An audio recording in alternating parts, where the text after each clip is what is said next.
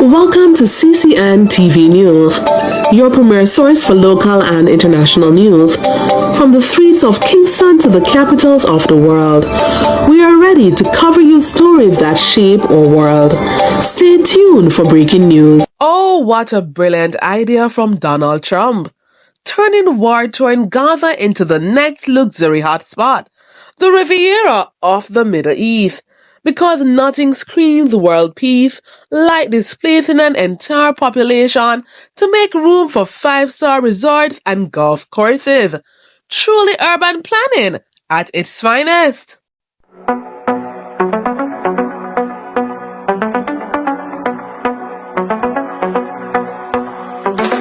Donald's coming to set you free, bringing the light for all to see. No more tunnels, no more fear. Trump Gaza is finally here.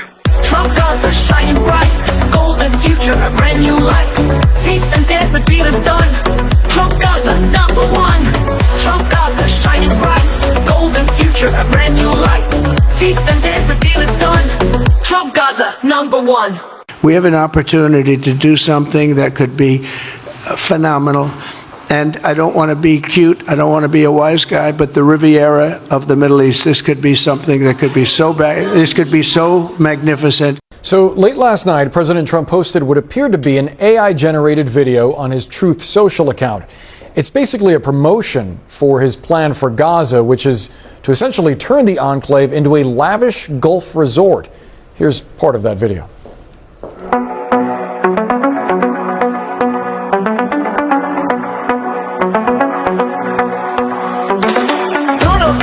Set you free, bringing the light for all to see. No more tunnels, no more fear. Trump Gaza is finally here.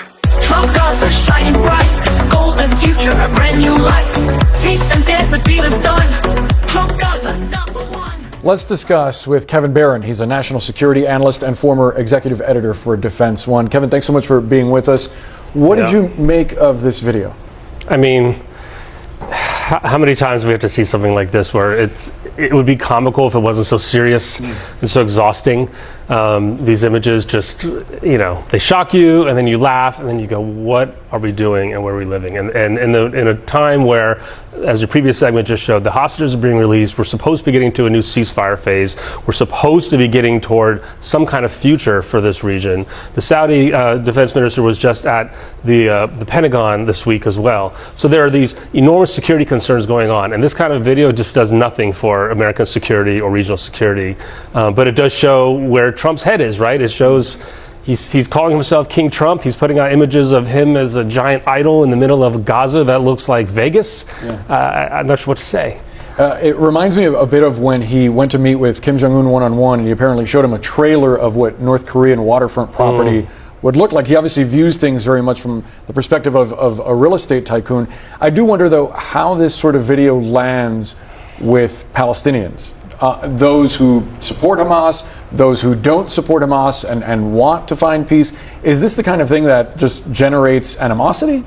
I wonder too. I wonder how many see it actually. I mean, who's watching Trump's Truth Social account out there right now? I think if you think of it as what it would take to get to something like this, go back to his original statements when he mentioned this. He was, giddily saying, just saying, we're going to expel all the Palestinians and rebuild this area to make it look, to what these images look like. And then he sees it and he, promotes it, just like he promoted a picture of Time magazine for himself. Look, he's called himself King Trump in recent days. He's portraying himself as a savior for these areas. Not for the Palestinian people, but like you said, because he's a real estate tycoon. He sees a business opportunity. We know there's family connections that would be involved in this. Yeah. There are people that think this is smoke and mirrors, this is ridiculousness, this is never going to happen, focus on things that are more serious. But I think in the security world, this absolutely matters, because why would anyone in that region who was serious about the future of Palestinian peace or the Palestinian prosperity think anything other than this is absolute absurdity? To your point about focusing on things that are more serious, and you mentioned we're supposed to be getting to the second phase of a ceasefire deal. This 42-day truce is set to end this weekend. Negotiations over phase two were supposed to start several weeks ago. They haven't even started. Are you confident we're going to see some kind of deal? Of course not. And nobody should be. But also, a deal for what, right? In the last week, we've seen Israeli tanks going into the West Bank, and word that they're going to be there for a year. Israel seems to be doing everything possible, as it says, to prevent another attack like October 7, to tamp out terrorism as much as they can. In the military world, where I used to cover the Pentagon in the old GWAT days, they said, you can't kill your way to freedom. You can't kill your way to the end of the war. There has to be a peace negotiation. But right now, that's all that we're seeing. So a lot of people would like to know, what's that deal going to be? Is Netanyahu really on the side of Trump, who wants the deal more than he wants anything, no matter what it looks like? Or is it going to be more of the same? So we saw this deal that Jeremy spoke about for the return of these 4 men's remains. We also saw these images, the huge crowds that came out for the Bibas funeral. Would you say that public opinion in Israel is at all altered by these developments? Does it sway people toward Netanyahu or more towards some sort of deal?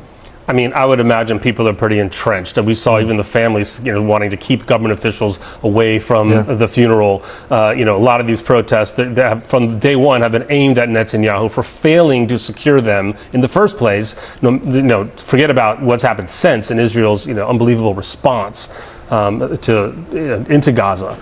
So again, I think you're seeing lots of entrenchment, but I also hear from people out there that people are exhausted. It's been a long conflict.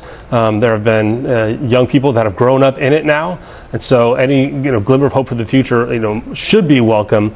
It just would depend on what side you ask for. And I would again assume the Palestinians are not looking for a giant statue of a gold Trump on their beachfront property in the land that they want to rebuild for themselves. Kevin Barron, appreciate the perspective. Thanks for joining us.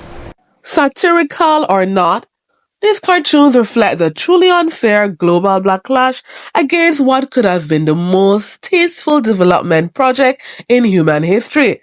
But alas, the world just doesn't appreciate greatness when they see it.